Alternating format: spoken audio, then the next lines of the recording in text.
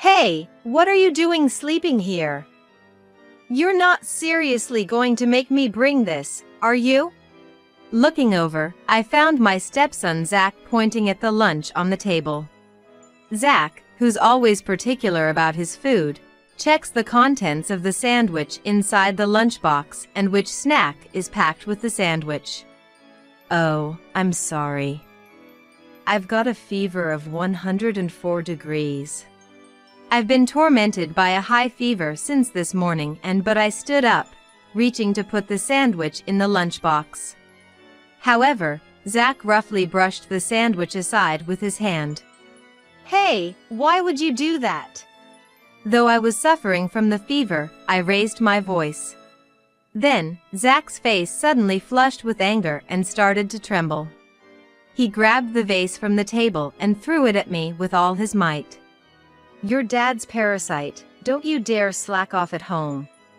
As Zach, my husband Ashton's son from his previous marriage, grew up, his attitude towards me worsened.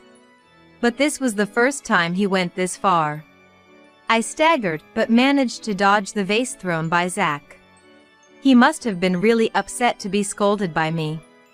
I can't forgive him, but I'm too sick to deal with Zach right now. I feel like I could collapse at any moment because I'm feeling so unwell. Enough is enough. Suddenly, I hear a shout from behind me. It's unmistakably Ashton's voice, and I thought the scolding was directed at me. I had told Ashton about feeling unwell last night. It's too much, just because lunch was only a simple sandwich.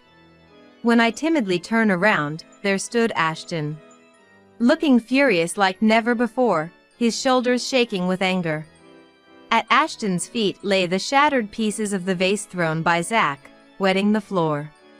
Zach looks at me with a serves you right expression upon Ashton's entrance. Just as Zach starts to smirk and opens his mouth, an unexpected word comes out of Ashton's mouth. My name is Tracy. I'm a 49-year-old housewife. I married my current husband Ashton when I was 42. It was my first marriage, but for Ashton, this was his second. I met Ashton at my previous job. I was doing clerical work at the company, and Ashton, who frequently visited as a salesman, became an acquaintance. I've always been shy around people, but as I talked with Ashton, who was serious and honest, I was drawn to his character. Ashton had a son from his previous marriage. I was surprised when I learned that such a serious person had been married before. Could it be that even for someone like him, a marriage could fail? That's what I initially thought, but after hearing the details from Ashton, I felt sympathy. Ashton's ex-wife was quite the partier, and the divorce was caused by her infidelity. Even though he knew about her bad habits during their relationship, Ashton believed they would change. However, no matter how hard Ashton tried, the outcome didn't change. Despite saying I won't do it again, his ex-wife cheated repeatedly.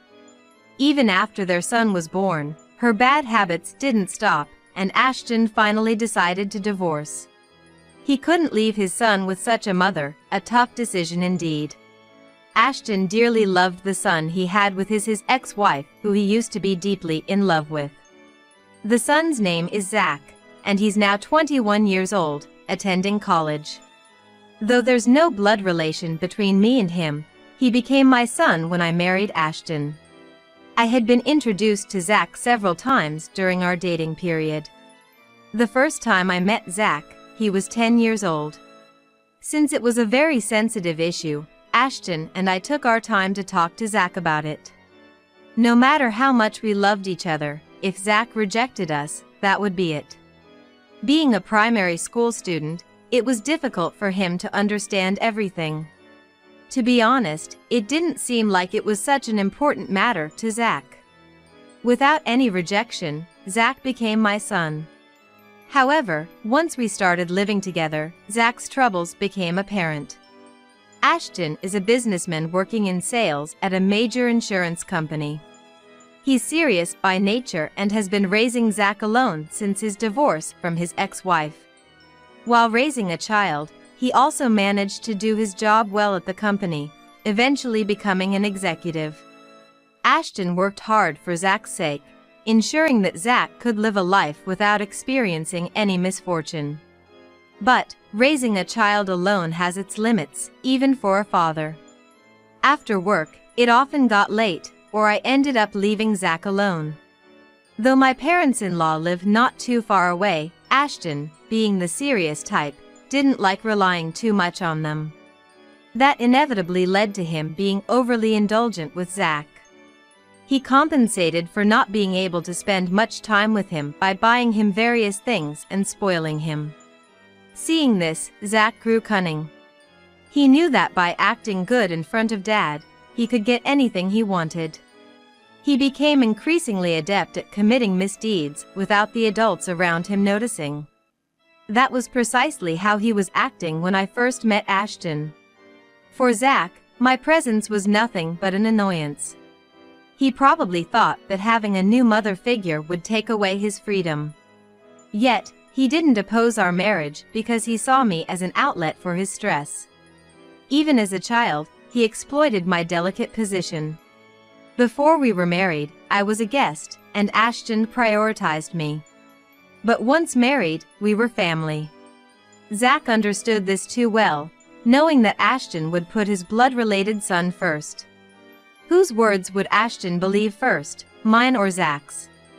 Once the three of us started living together, Zach's attitude towards me changed drastically, and the harassment began. I was prepared for some rebellion from a boy in elementary school, but since Dad's feeding you, it's only natural you take care of me, right?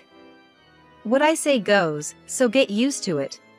The first time Zach said such abusive words to me, I was furious. Those aren't words a child should say to a parent, and it shouldn't be allowed. Zach, do you understand what you just said?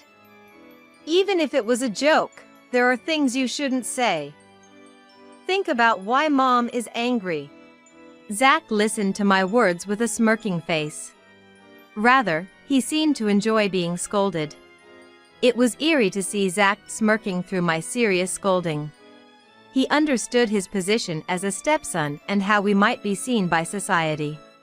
Having had little to do with children before, I was appalled by how cunning he was. I never imagined a child could say such things. That night, when Ashton came home, I told him about the incident with Zach. The unnaturally mature behavior, the abusive words towards me. I was nearly in a panic, but made sure to convey everything to Ashton. However, contrary to my feelings, Ashton's thoughts were exactly as Zach predicted. Zach said that to you? No way. Aren't you exaggerating a bit? Zach isn't the kind of child to say such things.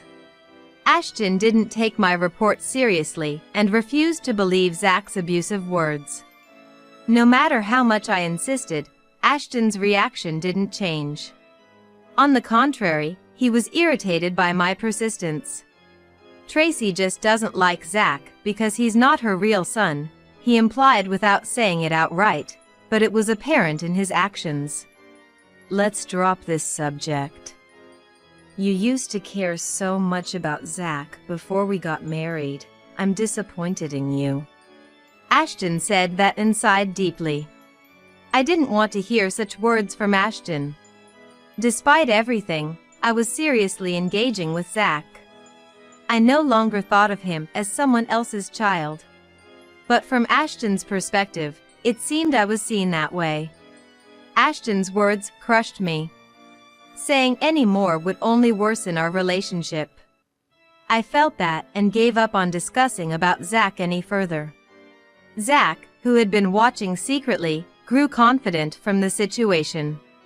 Dad really does believe in me, he concluded with deep conviction. Still, there were times when my patience ran out. If this continued, Zach would grow up to be a terrible adult. I was afraid of ruining my relationship with Ashton, but each time I scolded Zach and consulted Ashton. However, the result was always the same. I even directly asked Zach several times, but he dismissed it. I would never say such a thing to Mom, right? It must be a misunderstanding or you misheard. Maybe Mom just feels that I'm in the way. Zach exploited my position, using it to wedge himself into Ashton's affections. If things continue this way, Zach will keep having his way, and eventually, irreversible cracks will form in my relationship with Ashton. The parental instinct to do what's best for Zach started to be suppressed deep down. I tried to refrain from interfering in Zach's actions as much as possible, and even kept my emotions in check. I didn't want to resort to such thinking, but Zach would eventually leave this home, and I just had to endure until then. Perhaps, in time, his feelings towards me would change, and he might even apologize. In my daily interactions with Zach, I knew the likelihood of that happening was almost nil. However, I had no choice but to keep encouraging myself. And so, I continued to deceive myself, desperately enduring each day. It was around the time Zach was about to graduate from high school. Having been tutored by a top-notch instructor, Zach had secured admission to one of the most competitive universities in the state. Perhaps feeling relieved after securing his admission, he started to act even more arrogantly than before. That day, Ashton was away on a business trip that lasted several days, leaving the house empty. In the evening, after finishing the chores, I waited for Zach's return. With Ashton not around, we were supposed to have dinner together, so I prepared a proper menu as usual. However, Zach didn't return even after his usual time had passed. I hadn't heard anything, but maybe he was delayed by a class or something. Could something have happened? I sent a message to Zach's mobile phone, but there was no reply from him. Even past 8 p.m., with no contact from Zach, I didn't start dinner, waiting for him to return. About an hour later, I heard a noisy group outside the house. Feeling a bad premonition, I opened the front door, and there stood Zach, bringing along several boys and girls. What? You're home? We're gonna have a party now, so can you leave? Upon seeing my face, Zach clicked his tongue and said that. From behind, jeers like "When is it gonna start?" and "Hurry up" followed. Leave! I was making dinner, waiting for you to come home. I threw back at Zach, bewildered.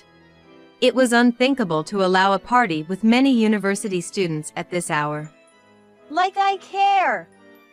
This is my house, so just get out of the way!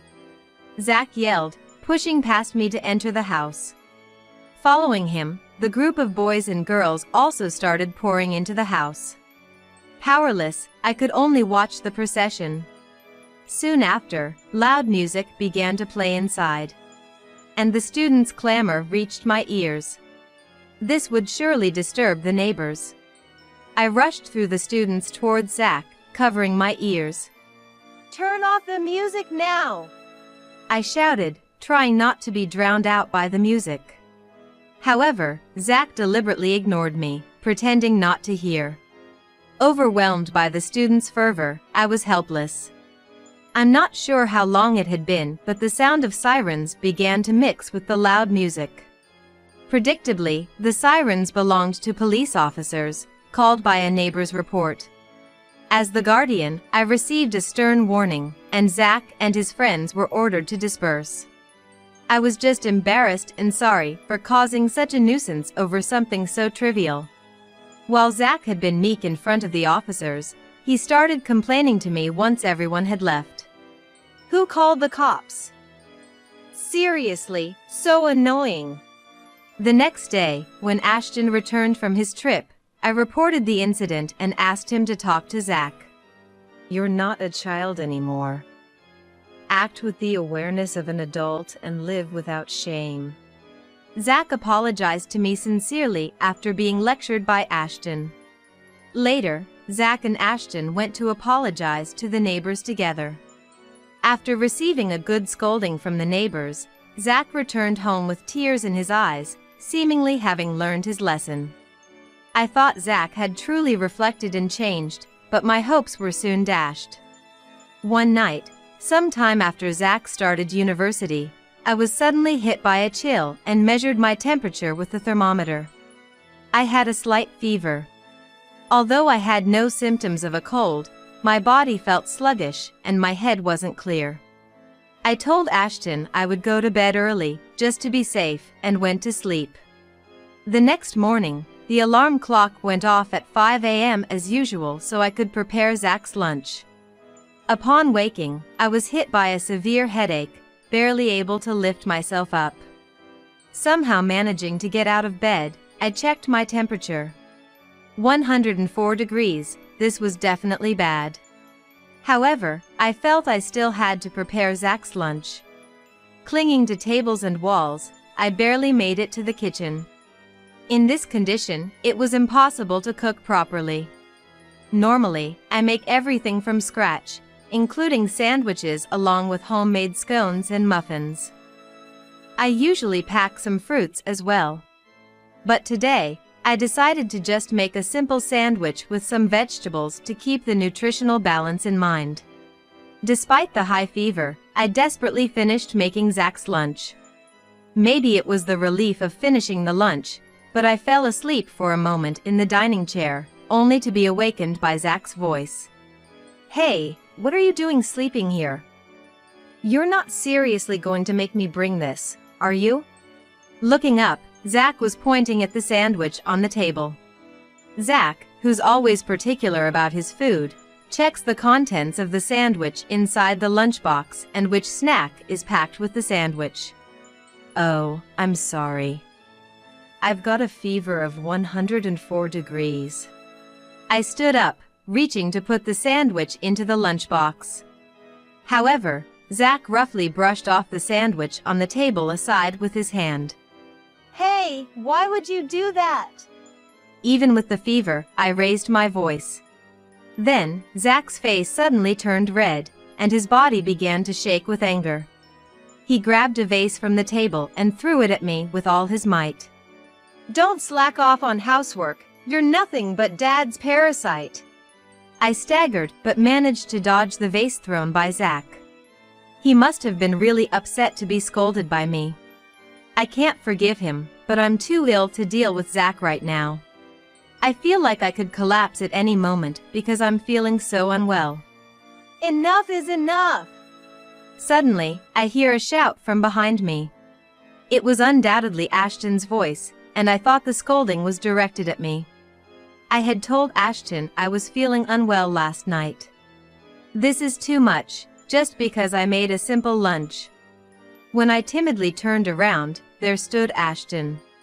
Looking furious like never before, his shoulders shaking with anger. At Ashton's feet lay the shattered pieces of the vase thrown by Zach, wetting the floor. Zach looked at me with a serves you right expression upon Ashton's entrance. Just as Zach starts to smirk and opens his mouth, Ashton shouted again. Zach, I'm talking about you! Zach stopped in his tracks at Ashton's angry voice. Unable to comprehend Ashton's reprimand. Huh? What are you talking about? Dad! Zach was visibly shaken, his body trembling. Looking as if he might cry, staggering towards me. You have a fever. Tracy, you should be resting. Ashton, still glaring at Zach, approached me and told me so. Unable to grasp the situation, I too stood frozen, unable to move. Then, Ashton gently placed his hand on my shoulder. Just leave this to me. I cautiously looked up at Ashton's face and slowly nodded. There was no sign of resentment or anger in his gaze. If anything, his eyes conveyed regret and apology. Supported by Ashton, I managed to sit down on a nearby chair. While I sat down with Ashton's help, Zach, unable to hide his disturbance, was mouthing words as if wanting to say something. Thank you.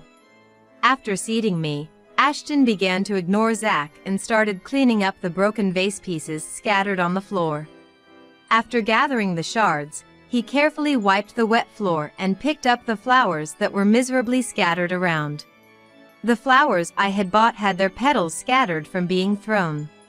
Ashton carefully placed a few flowers into a cup filled with water. During this time, Zach was so overwhelmed by the somber atmosphere that he couldn't say anything. He seemed to understand what was coming next.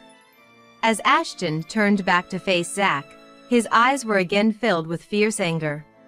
You're no longer a child of this house. Do you understand what you've done to Mom? Ashton muttered sternly while glaring at Zach. The kitchen fell silent, with Ashton's heavy words echoing. Wait, Dad, what are you talking about? Stop with the bad jokes. They're not funny. Sensing Ashton's intention, Zach, though panicking, tried to respond jokingly. Pack your things and leave immediately. Ignoring Zach's remarks, Ashton said this quietly before placing his hand on my shoulder in shock. Come on, lie down in bed. I nodded silently and then went to the bedroom with Ashton's support. As I lay down, Ashton covered me with a blanket. I'm sorry for everything up to now. I sensed he was looking down on you, but I never imagined he was acting like that behind my back. Tracy, you kept quiet for his sake, didn't you?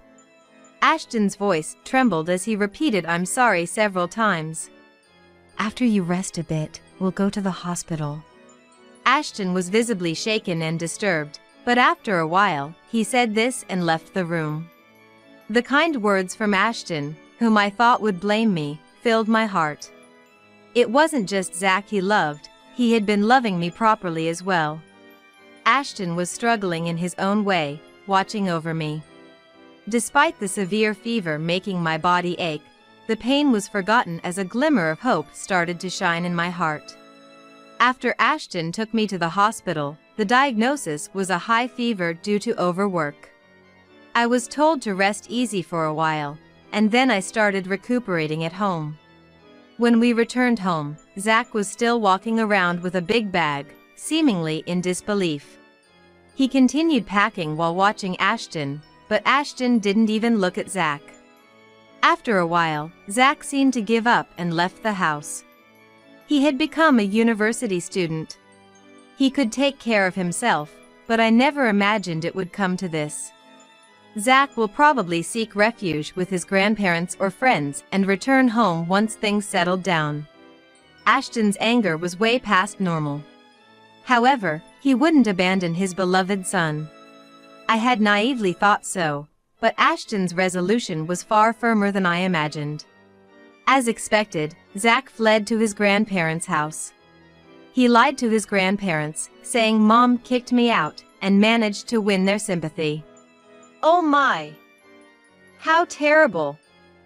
I'll talk to Dad myself, so tell me everything that happened. Zach, thrilled at deceiving his grandparents, planned to use this opportunity to frame me. He started claiming that he had been receiving terrible harassment from me, who was not his real mother, all along. He fabricated a story about throwing the vase in a panic to protect himself during this incident. Dad is misunderstanding, he pleaded with tears, winning his grandparents over to his side. Poor thing! You can skip university today and just rest. Don't worry about Mom, I'll handle her properly. Zach, satisfied that his plan was working, proudly snuggled into the prepared bed. I'll play the role of a grandson who can't recover from the shock. Zach believed this without a doubt. However, Zach was about to face a far worse hell. The next day, Zach wore a smug face as he left for the university, while his grandparents sent him off. He thought this might be his chance to get rid of me, the nuisance. He had been using everyone to his advantage so far, thinking it was about time. Everything seemed to be going according to his plans, but as the lecture started, his belief crumbled with a noise. Zach, I received a notice of withdrawal from the university by your dad yesterday. The instructor, recognizing Zach, said this with a troubled look. The room started buzzing at those words. What? What do you mean? That can't be right. Must be some mistake. With Zach's desperate plea, The instructor said he would check and left the classroom. Zach tried to respond confidently to the gazes from around him. "Don't worry, it's gonna be fine. The teacher must have confused me with someone else. Making a fuss over nothing." Yet, a bad premonition ran through Zach's mind. No way, he wouldn't go that far. When the instructor returned, he told Zach straightforward, "There's no mistake. Zach, your withdrawal has been processed." With the instructor's words, the room buzzed even more, and Zach was engulfed in despair. Filled with embarrassment, Zach's face turned red, and he dashed out of the classroom. "This can't be happening. What's going on?" Racing down the long corridor, Zach muttered complaints under his breath. Why dominated his thoughts, slipping out unintentionally. He pulled out his mobile phone to call Ashton. However, Ashton had blocked his calls, leaving Zach unable to connect. Panicked, Zach hurried towards his grandparents' house. Upon arrival, he was greeted by the sight of his bag thrown in front of the entrance. "What is this?" Zach's panic intensified as he rang the doorbell. Seeing no response, he desperately banged on the front door. "Grandma! Grandpa!" He pleaded with tears in his voice, but there was no answer from inside. In that moment, Zach realized he had been betrayed by his grandparents. With nowhere else to go, Zach grabbed his discarded bag and headed home, hoping for some mistake, but the reality of the situation was clear. Sobbing, Zach rang the doorbell upon his return, and I was there to greet him. "What's happening? I was wrong. Please help me." I led in Zach, who was sobbing. And he continued to cry even louder, perhaps feeling relieved. As planned, I took Zach to the room where Ashton was waiting. Zach remained inconsolable in front of Ashton, who watched silently, waiting for the crying to stop. Eventually realizing this, Zach ceased his tears. Once Zach had stopped, Ashton, still stern, finally spoke. "What do you intend to do by coming here now?" With those words, Zach was filled with despair again. He wasn't forgiven. There was no return to this home. "You should know, Grandma and Grandpa won't let you in anymore either," I said, adding insult to injury. The plan had always been to welcome Zach if he fled to them, then to turn him away. This shock was greater than an outright rejection. It was retaliation for Zach, who had pretended to repent but betrayed my trust. He was to experience firsthand what I had endured. "There's no plan to revoke your university expulsion. If you want to continue, figure out the tuition yourself." The expulsion was Ashton's decision, not something I had considered.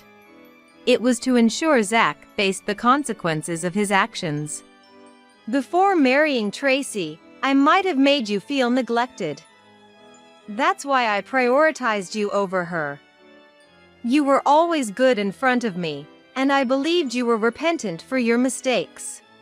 Despite knowing better, Ashton had indulged Zach excessively, feeling sorry for him losing his mother and trying to compensate. But Zach's continuous disrespect and the vase-throwing incident were the last straw for Ashton. In a way, Ashton blamed his own upbringing for Zach's repulsive character. Unable to forgive the years of suffering Zach had caused me, Ashton had no choice but to believe in the harsh reality.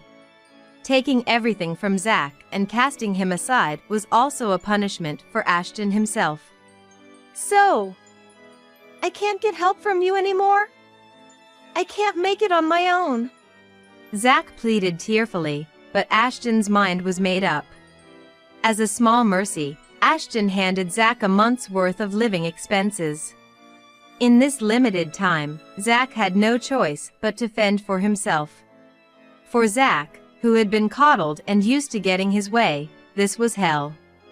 Being expelled from university meant he was off the promised elite path. Cut off from his parents and grandparents, he had to navigate life alone. The grandparents had always doted on Zach, their grandson. But after Ashton revealed Zach's numerous transgressions against me, their perspective shifted. No matter how beloved, some actions are unforgivable. At first, the word disownment seemed to baffle them a bit. But with Ashton's firm resolve and considering Zach's own situation, they cooperated.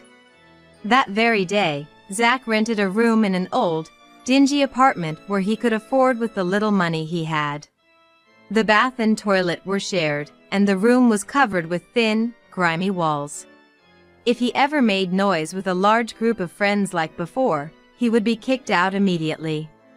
Staring at the little money he had left, Zach shed tears. He had lost his home and his family. His friends, who had always enjoyed Zach's generosity, were gone, having only used him. Zach, always unreasonable and lacking common sense, had kept his friends around with money. Now without any support, his future was bleak. He had never worked part-time before, relying on his parents for all his social expenses. Could someone as spoiled as him even manage to work? To survive, he had to find even the most grueling jobs. Thinking about this, Zach couldn't stop the tears from flowing. A year had passed since Zach left our home. Ashton started to put me first again, like when we first met. For about 10 years, everything had revolved around Zach, so we were reclaiming our relationship. I no longer had to ponder over Zach, allowing me to purely enjoy my relationship with Ashton. I'm truly sorry for all the hardship I've caused. I became blinded by my love for my son. I had never voiced it, but whenever Ashton criticized my statements about Zach, I would become physically ill from the stress. Being attacked on the point of having no blood relation felt like exploiting a vulnerability. Legally, he was my son, but that was one aspect I couldn't change. I felt devastated, as if being targeted for an unavoidable weakness. Now, Ashton and I can talk about it because Ashton himself always had this sensitive issue in the back of his mind. Not in a bad way, but he had decided never to mention it to me. Knowing how much it troubled me, Ashton began apologizing whenever possible. Zach's departure seemed to have freed us from various entanglements. Whether he knew it or not, Zach started sending letters periodically. They weren't about wanting to mend our relationship, but rather updating us on his situation. Perhaps it was his way of apologizing. Since that day, he has been desperately looking for work, sustaining his days through manual labor. Although Ashton says nothing, he seems somewhat relieved by these letters. We won't reach out anymore, but it's eased our minds. It's difficult for us to have children at our age, but it seems we can live harmoniously as a couple. There were more hardships than happiness, making everyday survival a challenge. But now, I can walk through my life, a bright and joyful one.